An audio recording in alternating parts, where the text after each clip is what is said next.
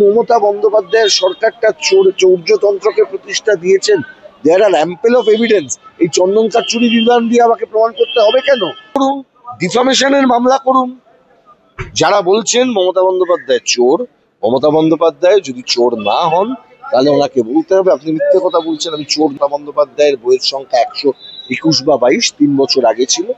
সেই সংখ্যাটা যে বই, সেই বইগুলো তাতেও কোনো আপত্তি ছিল না। এই বইগুলোকে লাইব্রেরি ডিপার্টমেন্টের মাধ্যমে সার্কুলার করিয়ে করিয়ে বিভিন্ন লাইব্রেরিগুলোকে দিয়ে কেনানো হয়েছে। মানে ঘুরপথে সরকারের টাকা মমতা বন্দ্যোপাধ্যায় নিজস্ব অ্যাকাউন্টে দিচ্ছে, বিশ্ব বাংলা স্টল থেকে বিক্রি করা হয়েছে। ফলে ঘুরপথে ওই টাকা ওনার অ্যাকাউন্টে হচ্ছে। আমি বলছি উনি ব্যক্তিগতভাবে দুর্নীতিগ্রস্ত। তা ওনার কাজ কি? ওনাকে বলতে হবে আমি দুর্নীতিগ্রস্ত নই বা আমি মিথ্যে কথা বলছি। তাহলে উনি আমায় ডিফামেশন কেস করবেন। সিভিল ডিফামেশন হতে পারে, ক্রিমিনাল ডিফামেশন হতে পারে, উনি করতে পারবেন। তখনই এটা প্রমাণ করা যাবে। আমি তো বলে দেবো আমার তো এই এভিডেন্স গুলো আছে, পাবলিক এভিডেন্স থেকে আমি বলছি, পাবলিক ডোমেনের ডকুমেন্ট থেকে আমি বলছি। দেশ পাবলিশার্স এর দোকান গেলে একটা ক্যাটালগ পাওয়া যাবে, আর মমতা বন্দ্যোপাধ্যায়ের অ্যাফিডেভিটটাও ওয়েবসাইটে অ্যাভেলেবেল। তাহলে এবং ওনার স্টেটমেন্টও আছে।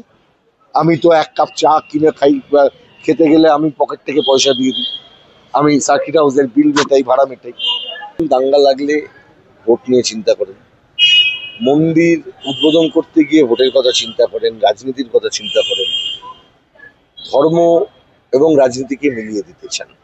আমরা যারা ধর্ম এবং রাজনীতিকে বিচ্ছিন্ন রাখতে চাই এবং আমরা মনে করি ধর্ম থেকে রাজনীতি যদি বিচ্ছিন্ন থাকে তাহলেই সমাজটা সুষ্ঠুভাবে চলতে পারে, এগোতে পারে, তাদের কাছে কিন্তু এই ধরনের বিষয়গুলো কিন্তু ক্রমশ খুব বিরক্তিকর হয়ে উঠছে। এক শ্রেণীর রাজনীতিবিদ, এবং that includes hour chief minister, that includes the leader of opposition, that includes other BJP leaders, Trinamool leaders, এরা যা করছেন এটা কিন্তু ক্রমশ আমাদের দেশের সংবিধানপন্থী মানুষ যারা সেকুলারিজমে বিশ্বাস করেন, সংবিধানের প্রস্তাবনায় বিশ্বাস করেন, গণতন্ত্রে বিশ্বাস করেন, সমাজতন্ত্রে বিশ্বাস করেন, এই রকম মানুষ যারা আমাদের দেশের সংবিধানপন্থী মানুষ, তাদের কিন্তু ক্রমশ খুব বিরক্তিকর পরিস্থিতির মধ্যে নিয়ে যাচ্ছে। আমি আপনাদের মাধ্যমে এদের সবাইকে সাবধান করে দেব যে দয়া করে সংবিধানপন্থী মানুষদের ধৈর্য নিয়ে খেলবেন না। আপনাদের যা খুশি আপনারা করুন, কিন্তু আপনারা দয়া করে এমন কিছু করবেন না যেগুলো আপনাদের সংবিধান অনুমোদন দেয় না। মুখ্যমন্ত্রী যে কাজ করেছেন, জগন্নাথ মন্দির উদ্বোধন করুন, ভারতের সংবিধানের বিরোধিতা করেছেন সরাসরি। she has acted contrary to the constitution of India. কিন্তু মুখ্যমন্ত্রী বললেন যে আমি কালী পুজো করলে, দুর্গা পুজো করলে বা অন্যান্য সামাজিক অনুষ্ঠান করলে, আমি আবার বললাম মুখ্যমন্ত্রী হিসেবে ওনার কাজ হচ্ছে সরকারটাকে চালানো, পুলিশ দপ্তর চালানো, কেন রিক্রুটমেন্ট হচ্ছে না সেটাকে দেখা। পুলিশ কেন মুশকিলটা হচ্ছে, এটা পর্যটন কেন্দ্র দিয়ে ওই সেই ঘুরিয়ে নাক দেখানোর মতন দেখালে তো হয় না। পর্যটকরা কি দেখে আসবে? পর্যটন কেন্দ্র করতেন উনি মিউজিয়াম করতে পারতেন, পর্যটন কেন্দ্র করতেন উনি অ্যামিউজমেন্ট পার্ক তৈরি করতে পারতেন, পর্যটন কেন্দ্র করছেন উনি আমাদের পশ্চিমবঙ্গের ইতিহাস, সাহিত্য এগুলোকে ডেভেলপ করা, উন্নতি করা, তার জন্য চেষ্টা করতে পারতেন। আমাদের যে এক্সিস্টিং পর্যটন কেন্দ্রগুলি আছে সেগুলোর সঙ্গে কানেক্টিভিটি বাড়ানোর চেষ্টা করতে পারতেন।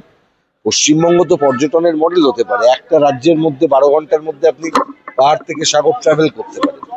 এইরকম একটা জিওগ্রাফিক্যাল লোকেশনে যদি এখন আপনাকে পর্যটন কেন্দ্র করবার জন্য ভগবানের শরণাপন্ন হতে হয়, তাহলে আপনি ধরেই নিতে হবে যে মুখ্যমন্ত্রী হিসেবে আপনি ফেল করেছেন, তাই জন্য আপনাকে ভগবানের হাত ধরতে হচ্ছে।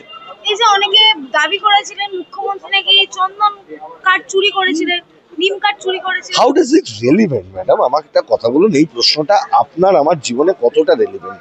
মমতা ব্যানার্জি চন্দন কাঠ চুরি করলেন, না সেই চন্দন কাঠটা নিম কাঠটা ভেসে এলো নাকি উড়ে এলো, এটা আপনার আমার জীবনে কি উপকার করবে আগে বলুন তো?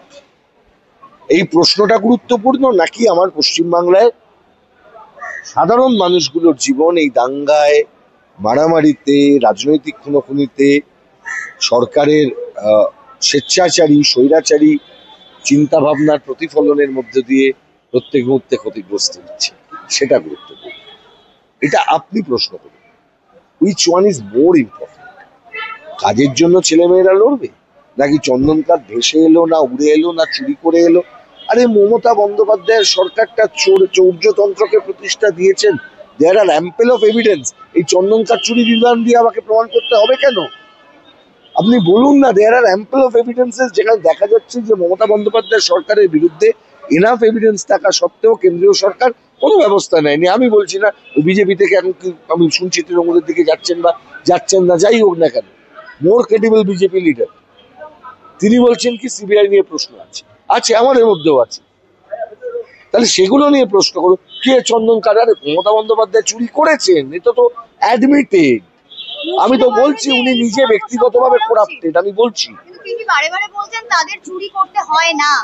আমি আবারও বলছি ব্যক্তিগতভাবে মমতা বন্দ্যোপাধ্যায় ব্যক্তিগতভাবে করাপ্টেড। দিলীপ ঘোষ তো বলছে দিলীপ ঘোষের সার্টিফিকেট লাগবে না, কিন্তু তিনি এটাও বলছেন তার বিরুদ্ধে মিথ্যা অপবাদ দেওয়া হচ্ছে। প্রমাণ করুন, ডিফামেশনের মামলা করুন। যারা বলছেন মমতা বন্দ্যোপাধ্যায় চোর, মমতা বন্দ্যোপাধ্যায় যদি চোর না হন তাহলে ওনাকে বলতে হবে আপনি মিথ্যে কথা বলছেন, আমি চোর নই।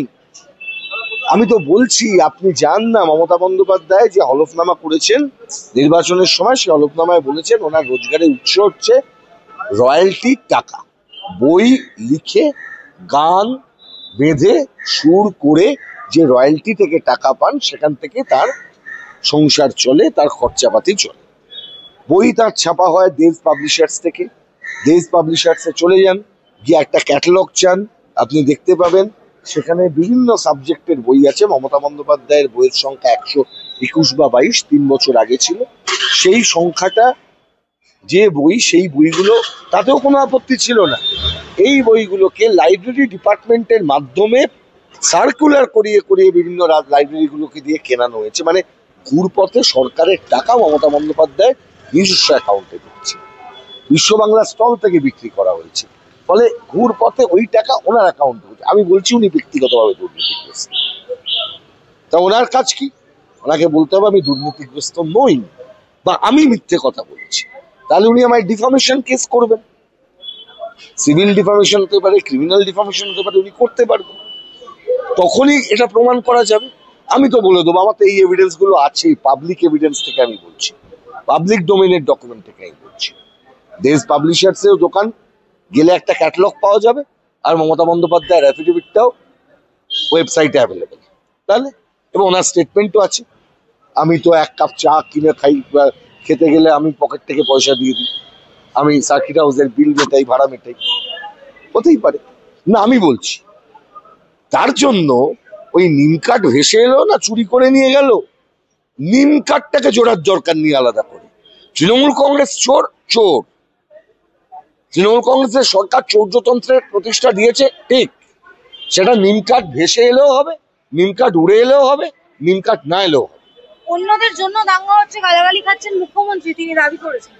একজন ফেইল্ড চিফ মিনিস্টার, একজন ব্যর্থ chief minister, the lady who failed West Bengal, তিনি তো ঘাড়ে চাপাবেনই। এর দায়িত্ব ওর ঘাড়ে চাপাবেন, ওর দায়িত্ব এর ঘাড়ে চাপাবেন। দায়িত্ব চাপানো ছাড়া, এটাই তো আনফর্চুনেট পার্ট, আমাদের এখানে কেউ দায় নেয় না। একদিন আসবে মুখ্যমন্ত্রীর দায়ও কেউ নেবে না। দাদা অন্যদিকে কিন্তু তিনি এটাও বলছেন যে যদি কেউ দাঙ্গা করে তাদের পাশে তিনি থাকবেন না, স্পষ্ট আজকে জানিয়ে দিয়েছেন। উনি বলুন যারা দাঙ্গা করছেন তাদের মাথা ভেঙে দেবে সরকার। উনি বলুন যারা দাঙ্গা করছে দেখা মাত্র তাদের গুলি করতে হবে। উনি বলছেন ওনার কাছে খবর আছে। বামফ্রন্টের মুখ্যমন্ত্রীরা করে দেখিয়েছিলেন। এটা করার জন্য আগে সরকারকে সরকার হতে হবে। সরকার যদি মন্দির সরকার হয়ে যায় তাহলে সেটা সরকার থাকে না। এবং তিনি বলছেন ওখানকার মানুষদেরকে, মহিলাদেরকে বিশেষ করে হাতা খুন্তি নিয়ে রেডি থাকতে, যখনই দাঙ্গা হবে তখন। আরে উনি কি করবেন, ওনার পুলিশ কি করবে, দ্যাট ইজ মোর ইম্পর্টেন্ট। মানুষ তো ঠিক আছে হাতা খুন্তি নিয়ে রাস্তায় বেরিয়ে পড়বে, রাস্তায় আগুন জ্বলবে, আর কি হবে? ওই যেমন যুদ্ধের মহড়া শুরু হচ্ছে। একটা জিনিস জানো তো, যে যুদ্ধে মানে কি বলে যায় না সে বেশি যুদ্ধ চায়, আর যে যুদ্ধ চায় সে যুদ্ধে যায় না। যারা বড় বড় কথা বলছে যাবে তো যুদ্ধে, মহড়া হবে, ওই ওই ওই ওই হবে। এই যে হাতা খুন্তি নিয়ে রেড প্রস্তুত থাকতে বলে, এটা কি কোনো উস্কানিমূলক? আমি আবার বললাম, এটা উস্কানি হিসেবে ধরবেন না। আপনি ফেল চিফ মিনিস্টারের কাছ থেকে নিজে ফেল করছেন, নিজে ডিউটি ডিসচার্জ করতে পারছেন না, তখন ওটা মানুষের কাছে চাপিয়ে দিচ্ছেন। এই কাজটার জন্য পুলিশকে মাইনে দিয়ে রাখা হয়েছে। প্রত্যেকটা পুলিশ আপনার আমার পয়সায় মাইনে পায়, ওদের সংসার চলে, ওদের সংসারে বাজার আসে, ওদের ছেলেমেয়েরা পড়াশোনা করে, ওদের স্ত্রী পুত্র পরিবার চলে। সেই টাকাটা কেউ পৈতৃক টাকা থেকে দেয় না, ওটা আপনার আমার করের টাকা থেকে আসে। তাহলে সেই পুলিশ তার মানে কাজ যদি না করে, তখনই তো প্রয়োজন হয় যে খাতা খুনতে নিয়ে জনগণ নেমে পড়বে। আমরা বলতে পারি, আমরা বিরোধী দলে আছি, পুলিশ সাহায্য করবে না, আমরা বলতে পারি জনগণ রাস্তায় নেমে বুঝে নেবে। একটা চিফ মিনিস্টার যখন এটা বলে, তখন কি প্রমাণিত হয়? যে উনি ব্যর্থ একজন চিফ মিনিস্টার। ওনার ক্ষমতা নেই পুলিশকে নিয়ন্ত্রণ করা, পুলিশ দিয়ে রাজ্যের আইন শৃঙ্খলা রক্ষা করা, which is our primary duty. দাদা, অন্যদিকে এই যে রাজ্যপাল রাষ্ট্রপতি শাসনে যে সুপারিশ করেছে, মুখ্যমন্ত্রী বলছে রাজ্যপাল নাকি ষড়যন্ত্র করেছে। ওই রাষ্ট্রপতি শাসনের সুপারিশটা ছিঁড়ে ফেলে দেওয়া উচিত। হঠাৎ করে এখন মনে পড়লো রাষ্ট্রপতি শাসনের কথা? উনি জানেন রাষ্ট্রপতি শাসন করতে গেলে কি কি করতে হয়? মহামান্য সুপ্রিম কোর্ট এসআর বোমাই মামলায় পরিষ্কার গাইডলাইন্স দিয়েছে যে রাষ্ট্রপতি শাসন করতে গেলে কি করতে হবে। এটা রাজনীতি করার জায়গা নয়। বিজেপি একটা করে ইস্যু দেবে আর তৃণমূল সেটা লুকবে, আবার তৃণমূল ইস্যু দেবে, বিজেপি সেটা লুকবে। এটা ওই লোফালুফি রাজনীতি করার বিষয় নয়। রাষ্ট্রপতি শাসন কখনোই এই পরিস্থিতির সমাধান নয়। ওটা ওনাকে পালাতে যাবার রাস্তা করে দেবা। উনি যাতে পালাতে না পারেন তার বন্দোবস্ত করতে হবে। তার জন্য কি করতে হবে? ওকে দায়বদ্ধ করতে হবে। জনগণের ভোটে নির্বাচিত সরকার, জনগণের ভোটে নির্বাচিত সরকারকে জনগণ দায়বদ্ধ করবে, বাংলার জনগণ দায়বদ্ধ করবে। তার জন্য আমার রাষ্ট্রপতি রাজ্যপালের কোনো সহায়তার দরকার নেই। যারা সাদা হাতি তারা সাদা হাতি থাক। আমি অন্ততপক্ষে বলতে পারি, আমার পার্টি ভারতের কমিউনিস্ট পার্টি মার্ক্সবাদী, অন প্রিন্সিপাল আমরা ৩৫৬ ধারা প্রয়োগের বিরুদ্ধে। আমাদের পার্টি কর্মসূচির অংশ হচ্ছে ৩৫৬ ধারাকে সংবিধান থেকে অ্যাবলিশ করা।